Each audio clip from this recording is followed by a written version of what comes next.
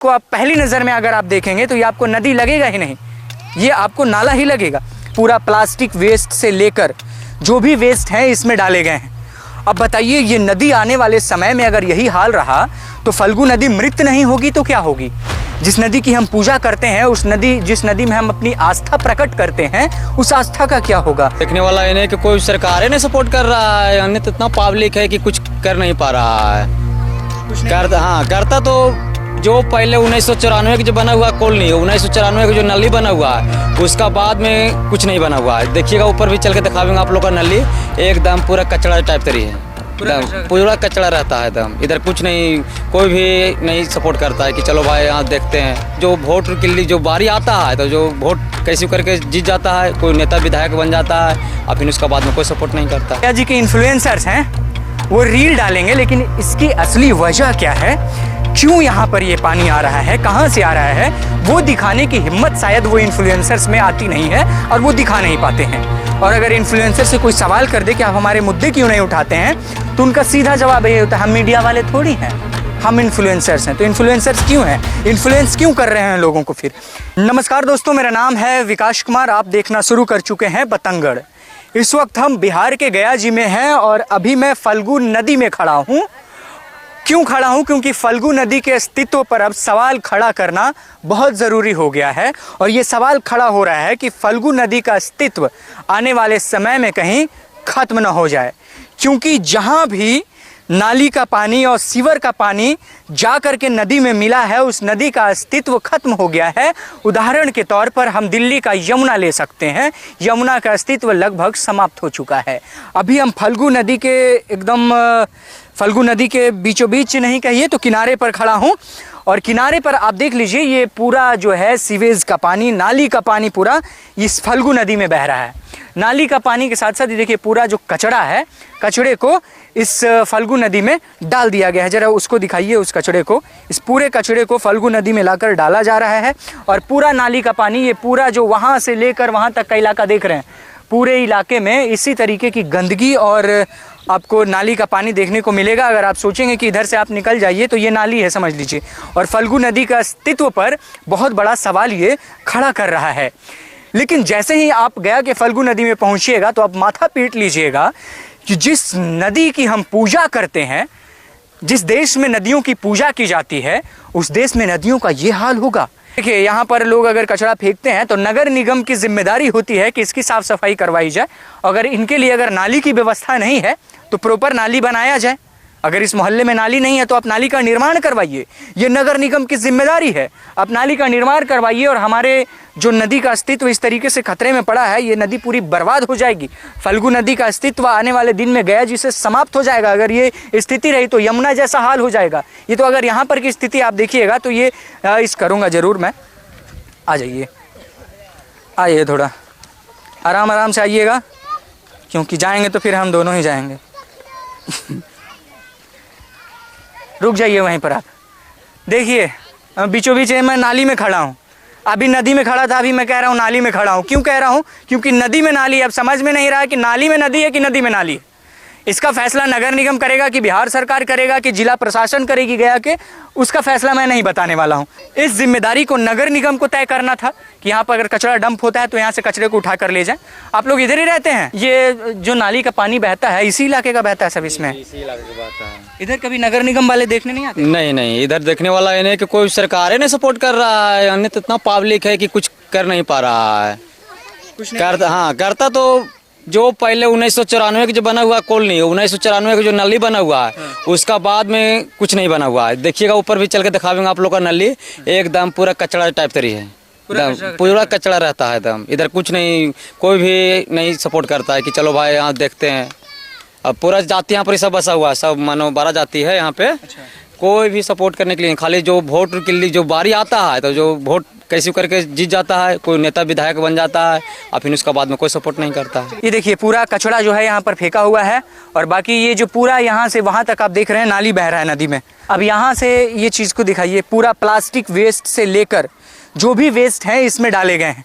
अब बताइए, ये नदी आने वाले समय में अगर यही हाल रहा तो फल्गु नदी मृत नहीं होगी तो क्या होगी? जिस नदी की हम पूजा करते हैं, जिस नदी में हम अपनी आस्था प्रकट करते हैं, उस आस्था का क्या होगा। अभी हम फल्गु नदी में खड़े थे और एक समय में जब नदी में खड़ा था तो मुझे लग रहा था मैं नदी में खड़ा हूँ कि नाली में खड़ा हूँ। जब मैं नाली में खड़ा था उस वक्त भी डाउट हो गया कि अब नदी में खड़ा हूँ कि नाली में खड़ा हूँ। समझ में नहीं आ रहा है कि नगर निगम आखिर कर क्या रहा है। ये जो चीज़ें आप देख रहे हैं ना, जो गया जी के इन्फ्लुएंसर्स हैं वो रील डालेंगे, लेकिन इसकी असली वजह क्या है, क्यों यहाँ पर ये पानी आ रहा है, कहाँ से आ रहा है, वो दिखाने की हिम्मत शायद वो इन्फ्लुएंसर्स में आती नहीं है और वो दिखा नहीं पाते हैं।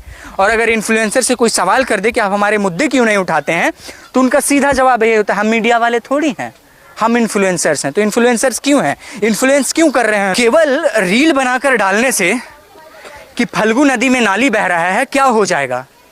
असली वजह तो दिखाइए कि फल्गु नदी जो है धीरे धीरे नाले में तब्दील क्यों हो रहा है, उसके पीछे की वजह क्या है और उसकी असली सच्चाई क्या है और उसकी दर्दनाक और भयावह तस्वीर क्या है, वो आप देखिए। ये नाली ऊपर से आ रहा है, ये नाली ऊपर से आ रहा है, इस नाली को ठीक तरीके से निर्माण नहीं किया गया और इस नाली के पानी को बिना ट्रीट किए हुए ऐसे ही पूरा कचरा जाकर के यही फल्गु जी में गिर रहा है। गया जी के फल्गु नदी में यही कचरा गिर रहा है। इधर दिखाइए ना क्या बदहाल स्थिति है और यहाँ पर कैसे लोग रहते होंगे। इस जगह पर नर्क जैसी स्थिति बनी। हम तो आए थे फल्गु जी की रिपोर्ट करने कि वहाँ पर नाली जैसी स्थिति है, लेकिन अब क्यों नाली जैसी स्थिति बनी है उसका वजह है ये 53 नंबर वार्ड, जहाँ पर नाली का निर्माण ठीक तरीके से नहीं किया गया और यहाँ पर पानी को ठीक तरीके से ट्रीट करके नहीं डाला जा रहा है, जिस कारण से ये पूरी समस्या जो है उत्पन्न हो रही है। पूरा नाली यहाँ से वहाँ तक खुला पड़ा है, ऐसे ही ये नाली का निर्माण भी नहीं किया गया है। और केवल एक जगह का नहीं, कई जगह से ऐसे ऐसे नालियाँ निकल रही होंगी और डायरेक्ट फल्गु जी में जाकर के ये गिर रहा है जाकर। और फल्गु को गंगा नदी से कनेक्ट करने की जो बात कही गई और कनेक्ट किया गया रबर डैम बना करके, तो क्या फल्गु जी की खूबसूरती केवल रबर डैम तक ही दिखेगा? क्या रबर डैम के बाद फल्गु नदी का अस्तित्व को आप समाप्त कर दीजिएगा? क्या रबर डैम के बाद फल्गु जी का कोई अस्तित्व नहीं है? अगर अस्तित्व नहीं है तभी ये हाल है। अगर नगर निगम की निगाहों में, जिला प्रशासन की निगाहों में, बिहार सरकार की निगाहों में अगर फल्गु नदी का अस्तित्व नहीं है तो इस वजह से नहीं है। आप ये देखिए पूरा नर्क जैसी स्थिति। इधर से आप देखिए दिखा नहीं पाएंगे अंदर जा कर के क्योंकि पूरा कचरा है और ये नर्क जैसी स्थिति है। यहाँ पर जो लोग रहते हों, यहाँ पर रहने वाले लोगों को कितनी परेशानी होती होगी। सबसे पहले तो दुर्गंध से परेशानी, दूसरी चीज़ यहाँ जो मच्छर पैदा होंगे, चूँकि बरसात का मौसम है तो अभी यहाँ से जो इस कचरे से और इस नाली से जो बीमारियाँ उत्पन्न होगी उससे लोग परेशान होंगे, वो अलग ही परेशान करेगा लोगों को। कब से ऐसे है? नगर निगम वाले नहीं आते? बहुत पुराना है, बहुत पुराना है। इधर कभी साफ सफाई नहीं होती क्या? उतना नाली जो साफ होता बाकी वही बह जाता। बरसात का मौसम है, बह जाता, निकल जाता। ऐसे जगह पर रहना पसंद कर रहे हैं आप लोग? जब नेता विधायक आते हैं तो आप लोग युवा हैं, पूछते नहीं हैं उनसे? आईवे नहीं करता था, कोई नहीं आते ना। फल्गु नदी की गंदगी तो हम दिखा दिए और काफ़ी सारे इन्फ्लुएंसर्स ने भी उस गंदगी को दिखाया था, लेकिन क्यों वो गंदगी फैल रही है, उसकी जिम्मेदारी किसे उठानी चाहिए और कौन जिम्मेदार है, इसका कोई तोड़ नहीं बता रहा था। लेकिन अब मैं जब यहाँ पर पहुँचा हूँ और जब मैं देख पा रहा हूँ कि फल्गु नदी का क्या हाल है और किस वजह से है, तो मेरी आंखें जो है वो चौंधिया जा रही है भाई। कि गया जी में जिसे स्मार्ट सिटी बनाने की बात की जा रही है, वहाँ पर एक आप स्मार्ट नाली नहीं बना रहे हैं, ढक्कन दे करके एक नाली का निर्माण नहीं हो रहा है आपसे, तो स्मार्ट सिटी कैसे बना दीजिएगा? हर जगह पर जाइएगा तो ऐसी गया में आपको बदहाल स्थितियाँ देखने को मिलेंगी और ये बदहाल स्थिति है यहाँ के। अभी हम वापस नदी में आ गए हैं फल्गु जी में, नाली से होते हुए, क्योंकि नदी में ही नाली है तो नाली कहना उचित होगा अभी। और ऐसे अस्तित्व को ख़त्म कर रहे हैं। हम वैसे देश में रहते हैं जहाँ नदियों की पूजा की जाती है, उस देश में नदियों का हाल धीरे धीरे करके बर्बाद हो रहा है। और ये छोटी छोटी नदियों का तो छोड़ ही दीजिए, हमारे बिहार में और ख़ास करके गया जिले में कई जगहों से छोटी नदियाँ निकलती हैं, तो उन छोटी नदियों की स्थिति जो है बिल्कुल ख़त्म हो चुका है। उन छोटी नदियों में अब नाला बहने लगा है और वो छोटी नदी अब बर्बाद हो चुकी है।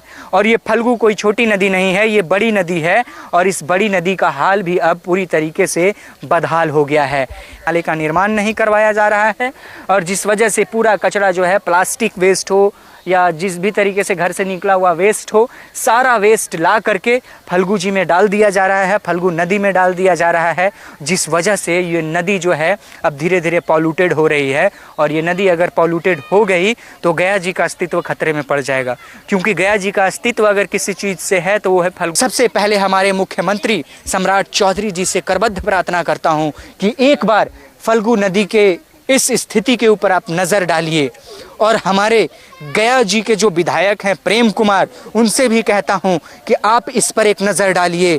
गया के जो मेयर हैं गणेश पासवान, उनसे भी कहता हूं कि आप एक नज़र डालिए, और जो हमारे जिलाधिकारी महोदय हैं उनसे करबद्ध प्रार्थना है कि आप जिस तरीके से तत्पर होइएगा पितृपक्ष मेले में, अभी से आप तत्पर होइए और हमारे फल्गु नदी को बचाने में सहयोग कीजिए, और हमारे फल्गु नदी के अस्तित्व को बचाइए, ताकि गया जी के अस्तित्व को बचाया जा सके। इससे ज़्यादा शब्द मुझे कहने के लिए कुछ आ नहीं रहे हैं। इन्हीं चंद शब्दों के साथ मैं अपनी वाणी को विराम देता हूँ। बहुत बहुत धन्यवाद। जय हिंद, जय भारत।